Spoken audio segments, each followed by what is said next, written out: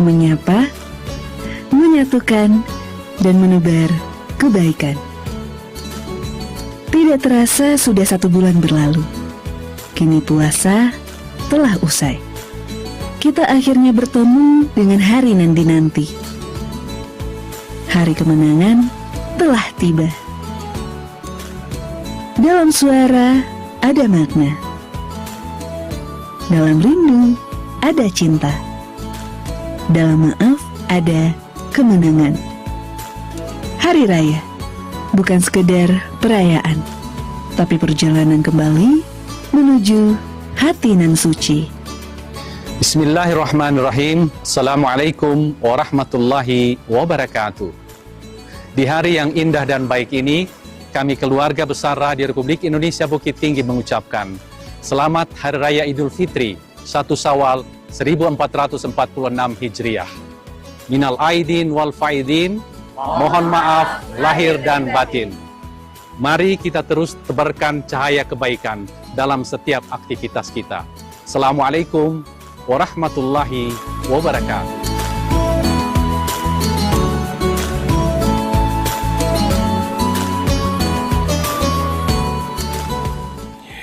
Selamat sore pendengar, terima kasih masih bersama Pro 1 Radio Republik Indonesia Bukit Tinggi 97,2 FM. Pukul 16 waktu Indonesia para pendengar, selanjutnya kami sampaikan lintas berita Korwil Nusantara 15 Pedang Prabu.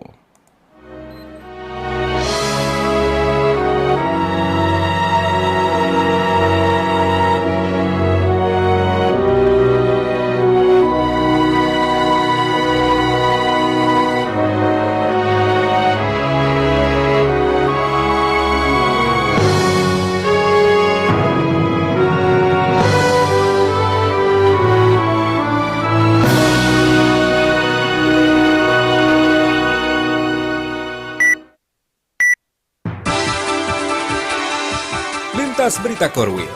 Lintas Berita Korwil mengetengahkan berbagai peristiwa yang terjadi di sekitar Koordinator Wilayah Nusantara 15, RRI Pekanbaru, RRI Padang, RRI Tanjung Pinang, RRI Bukit Tinggi, RRI Batam, RRI Ranai, dan stasiun produksi RRI Bengkalis. Aktual, menarik, dan berimbang.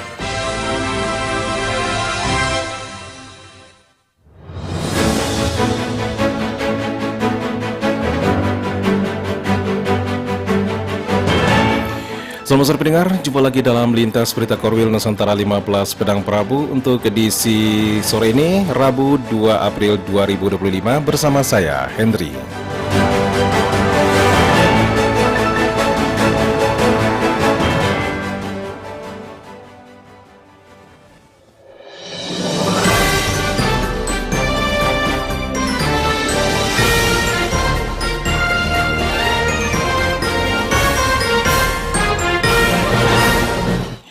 Pendengar, mengawali perjumpaan kali ini kami sampaikan informasi dari RRI Bukit Tinggi.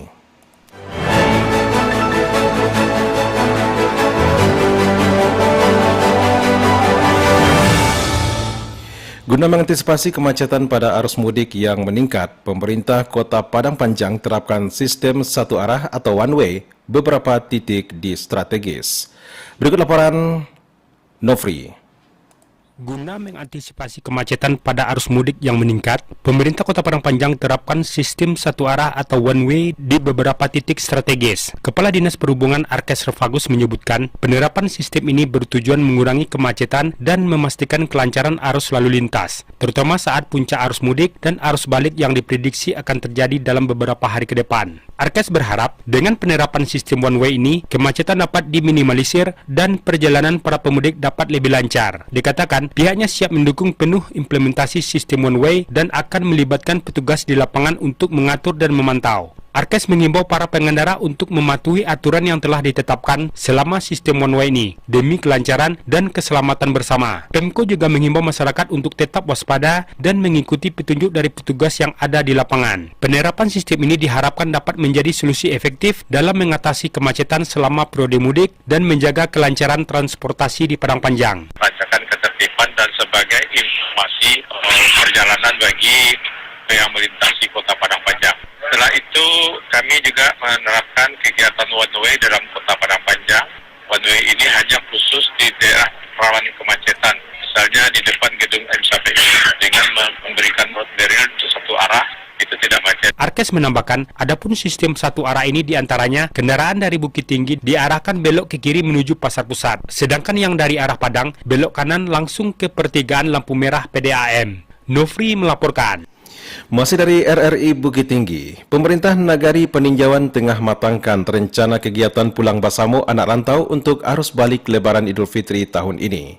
Selengkapnya dilaporkan Alwan Ahmad Fauzan. Pemerintah Nagari Pemnak Paninjauan saat ini tengah mematangkan rencana agenda pulang Basamo bersama anak rantau Nagari yang akan menjalani arus balik Lebaran Idul Fitri 1446 Hijriah 2025. Wali Nagari Paninjauan Afrizal kepada RRI mengatakan, pihaknya sejauh ini masih berkoordinasi dengan seluruh pihak, termasuk anak rantau yang akan bertolak kembali ke wilayah perantauan. Afrizal bersama pemerintah Nagari Paninjauan akan mengkonfirmasi lebih lanjut proyeksi anak rantau yang akan menjalani kegiatan pulang Basamo agar sesuai dengan jadwal perjalanan yang disepakati. Pada prinsipnya khusus Nagari Peninjauan untuk pulang Basamo belum ada penetapan. Mungkin setelah Lebaran ini kalau pengurus dan perwakilan perantau pulang, kita akan bicarakan itu nanti sesuai dengan rencana pertemuan kita di Jakarta, bahwa kita akan tetapkan satu kali berapa nanti perantau kita secara keseluruhan bisa pulang Basamo. Diketahui pulang Basamo merupakan sebuah kegiatan penting untuk para perantau asal Minangkabau. Dari Kabupaten Tanah Datar, Alwan Ahmad Fauzan, RRI Bukit Tinggi melaporkan. Saat ini, Anda masih mendengarkan Lintas Berita Korwil Nusantara 15. Didengar informasi selanjutnya dari RRI Pekanbaru. Pemerintah Provinsi Riau mendukung pengembangan kawasan industri Bukit Batu di Desa Buruk Bakul, Kabupaten Bengkalis sebagai langkah pengembangan industri hilirisasi. Berikut laporan Femi Asti Yovani.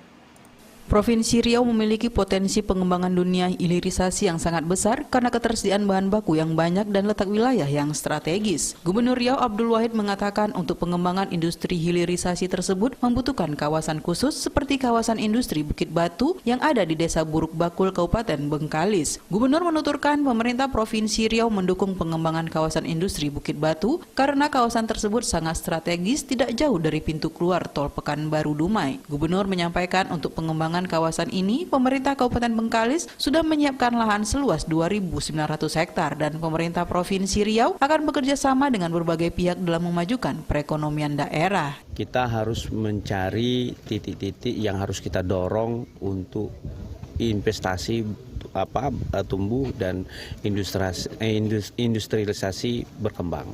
Nah, salah satu lokusnya adalah di kawasan Bukit Batu. Nah, oleh karena itu saya tidak hanya mendengarkan laporan, tetapi saya lihat tinjau ke lapangan bahwa memang tempatnya sangat strategis. Dari exit tol Pekanbaru Dumai tidak terlalu jauh, ya lebih kurang plus minusnya ya 60 kilo. Nah, oleh karena itu potensi yang seperti ini menjadi challenge bagi kita untuk mengembangkan industri baru. Gubernur Riau Abdul Wahid menambahkan untuk menarik investor, pemerintah Provinsi Riau memberikan berbagai kemudahan, salah satunya dengan mengusulkan kawasan industri Bukit Batu sebagai proyek strategis nasional atau PSN dan diharapkan kawasan industri tersebut nantinya dapat memberikan dampak positif bagi perekonomian Riau. Femi Astiovani, RRI Pekanbaru. Masih dari RRI Pekanbaru. Kepolisian meningkatkan patroli ke rumah masyarakat yang kosong ditinggal karena mudik. Selengkapnya dilaporkan Santi Yunas. Kepolisian Resor Kota Pekanbaru meningkatkan patroli di wilayah yang rawan kejahatan, terutama saat mudik Lebaran karena banyak rumah yang ditinggal pemiliknya. Hal ini dilakukan untuk mencegah terjadinya pencurian atau tindak kejahatan lainnya di rumah kosong. Kapolresta Pekanbaru Kombes Pol Jeki Rahmat Mustika mengatakan petugas akan melakukan patroli rutin di sekitar kawasan permukiman, memastikan keamanan lingkungan, dan memberikan peringatan kepada warga untuk menjaga rumah mereka agar tetap aman, seperti memastikan pintu dan jendela terkunci rapat atau meminta tetangga untuk saling menjaga. Kita sudah mengeluarkan flyer ya, di TikTok, media sosial maupun di tempat-tempat strategis lainnya apabila masyarakat ingin berpergian bisa menitipkan secara berjenjang kepada RT RW setempat, kemudian kepada kepolisian terdekat. Ya, kemudian kita melaksanakan patroli juga di waktu siang dan malam hari, ya di perumahan-perumahan, sambil kita juga bersinergi dengan para ketua RT RW, dengan para security di tempat-tempat perumahan-perumahan yang memang ditinggal oleh pemudiknya. Kemudian kita minta datanya kepada PRT PRW, didatakan siapa-siapa pemudiknya, kemudian berapa hari, dan kita ingatkan juga supaya tidak stop kontak dicabut supaya menghindari kebakaran dan lain sebagainya. Selain itu, pihak kepolisian juga sering berkoordinasi dengan perangkat RT RW setempat untuk memantau situasi dan memberikan bantuan jika ada tanda-tanda yang mencurigakan. Reporter Santi Yunas, RRI. Dari Pekanbaru kita beralih ke RRI Tanjung Pinang. Pemerintah Kota Tanjung Pinang pasca Lebaran akan meninjau harga di pasaran. Berikut laporan Apriani. Pasca Lebaran Idul Fitri 1446 Hijriah, pemerintah Kota Tanjung Pinang akan terus melakukan tinjauan harga pangan di Pasar Tanjung Pinang. Hal ini dilakukan untuk memastikan tidak ada permainan harga atau harga pangan yang melonjak tajam pasca perayaan Hari Besar Keagamaan Idul Fitri. Kepala Dinas Pertanian Pangan dan Perikanan atau DP3 Kota Tanjung Pinang, Robert Lukman mengatakan bahwa jika terjadi lonjakan harga yang signifikan, bukan tidak mungkin Pemkot Tanjung Pinang melalui DP3 akan kembali menggelar program Gerakan Pasar Murah atau GPM, yang mana memang salah satu syarat pelaksanaan kegiatan ini adalah terjadinya lonjakan harga komoditas pangan di daerah. Robert pun menambahkan bahwa DP3 masih memiliki kuota pelaksanaan GPM hingga akhir tahun nanti yang dianggarkan dalam APBD Kota Tanjung Pinang. Sedangkan pelaksanaan GPM saat Ramadan kemarin, DP3 mendapat bantuan operasional dari Bank Indonesia. Dan kita punya masih 3 atau 4 kali lagi yang dibayar dari APBD Kota Tanjung Pinang. Dan itu kita adakan kalau memang tidak dibutuhkan setelah Lebaran kita akan kejar. Atau kita laksanakan biasa dengan membaca situasi pasar. Kalau memang harga jualnya tinggi, kita pasti adakan karena itu salah satu syarat GPM-nya. Saya temui misalnya habis Lebaran tiba-tiba naik, itu kita akan melakukan lagi. Dan insya Allah kita masih punya program untuk GPM untuk beberapa kali lagi sampai akhir tahun nanti. Robert menerangkan jika pada Ramadan lalu angka inflasi di Tanjung Pinang masih cukup baik, sehingga dirinya berharap tidak terjadi lonjakan harga pasca Lebaran yang dapat menyebabkan angka inflasi di Tanjung Pinang menjadi tidak terkendali. Kontributor RRI Tanjung Pinang Apriani melaporkan. Pemerintah Kota Tanjung Pinang pasca Lebaran akan meninjau harga di pasaran. Mau pendengar, untuk informasi selanjutnya masih dari RRI Tanjung Pinang. Masyarakat diimbau untuk tidak melakukan aktivitas berenang di Pantai Trikora. Berikut laporan Reni Ilda Valantra. Kepolisian Resor Bintan meminta warga untuk tidak melakukan aktivitas renang saat berkunjung ke Pantai Trikora, Kecamatan Gunung Kijang, Kabupaten Bintan. Hal itu ditegaskan oleh Kapolres Bintan AKBP Yunita Stefani. Dia mengingatkan, kondisi cuaca yang saat ini masih berubah-ubah dan potensi angin kencang hingga gelombang tinggi masih memungkinkan dapat terjadi beberapa waktu terakhir. Menurutnya, hal itu mengantisipasi musibah tenggelam yang kerap terjadi setiap tahunnya. Meski pihaknya memastikan telah menurunkan personil untuk siaga di pos pelayanan Pantai Trikora, namun dia berharap masyarakat tetap menjadi polisi untuk dirinya sendiri untuk menjaga diri dari hal-hal yang tidak diinginkan. Untuk pengunjung yang selalu berwisata, di mana kita mengingat juga untuk daerah Kabupaten Bintan ini untuk pariwisatanya itu daerah-daerah pantai atau lautan. Kami mengimbau kepada para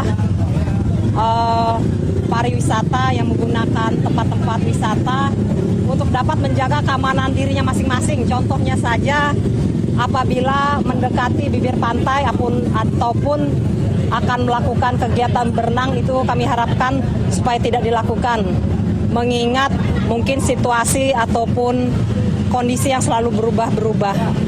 Sementara itu, sebelumnya diberitakan Polres Bintan telah menyiapkan 7 pos pengamanan yang tersebar di beberapa lokasi di Kabupaten Bintan. 7 pos pengamanan disiapkan guna mendukung operasi Ketupat Seligi 2025 atau pengamanan Lebaran Idul Fitri 1446 Hijriah. Pos tersebut diantaranya meliputi di Pelabuhan ASDP Tanjung Uban, Pelabuhan Bulang Linggi, Simpang Lagoy, Bundaran Kilometer 26 Tuapaya Selatan, Pantai Trikora, Pelabuhan Sri Bayintan, dan Pelabuhan Sri Bentayan Tambelan. Reporter RRI Tanjung Pinang, Reni Ilda Valantra, melaporkan. Saat ini, Anda masih mendengarkan Lintas Berita Korwil Nusantara 15. Di pendengar informasi selanjutnya, kita simak dari RRI Padang. Dinas Lingkungan Hidup Kota Padang menempatkan puluhan titik tempat sampah terpilah di kawasan Pantai Padang. Berikut laporan Sali Dela Putri. Pantai Padang merupakan objek wisata favorit yang banyak dikunjungi wisatawan terutama saat libur panjang seperti libur lebaran kali ini. Peningkatan jumlah pengunjung itu berbanding lurus dengan peningkatan jumlah sampah yang dihasilkan. Kepala Bidang Pengelolaan Sampah dan Kebersihan DLH Kota Padang Syafrizal Syair kepada RRI menjelaskan pihaknya telah menempatkan 20 titik tempat sampah terpilah di kawasan Pantai Padang. Dengan adanya tempat sampah tersebut diharapkan masyarakat tidak membuang sampah sembarangan sehingga Pantai Padang tetap terjaga kebersihannya. Selain itu, kata Syafrizal, untuk memastikan sampah dapat dikelola dengan optimal, DLH Kota Padang juga menempatkan puluhan petugas kebersihan di kawasan tersebut. Bagi pengunjung yang tertangkap tangan membuang sampah sembarangan akan diberikan teguran pertama hingga sanksi denda sesuai dengan aturan yang berlaku. Pertama itu kita jagakan anggota kita semuanya. Karena DLH itu kan kota kita kan ada libur lebaran situasi sampah. Yang tempat-tempat sampah terpilah 3. Kita taruh di sepanjang pantai itu banyak tuh. Kita pasang ada 20-an. Ya, mungkin Pantai Mani dikelola langsung oleh LTS. Syafrizal Syair menghimbau kepada seluruh wisatawan untuk tidak membuang sampah sembarangan. Dengan demikian, kebersihan Pantai Padang diharapkan tetap terjaga selama musim libur lebaran tahun ini agar para pengunjung dapat menikmati keindahan alam dengan nyaman dan bersih. Sali Dela Putri melaporkan. Masih dari Padang Pengar, kebun teh di Kabupaten Solo menjadi objek yang ramai dikunjungi wisatawan selama libur lebaran. Selengkapnya dilaporkan Dodi Setio. Hamparan kebun teh menjadi salah satu objek wisata primadona di Kabupaten Solo pada libur lebaran tahun ini. Kebun itu tepatnya berada di Jorong Aye Batumbu, Kecamatan Gunung Talang, Kabupaten Solo, Sumatera Barat. Kepala Dinas Pariwisata Kabupaten Solo, Armen, mengatakan di ruas jalan Aye Batumbu banyak kendaraan wisatawan berhenti. Mereka sengaja turun untuk mengabadikan momen dengan lanskap hijaunya kebun teh di Solo. Ditambah lagi udara yang sejuk membuat wisatawan merasa nyaman.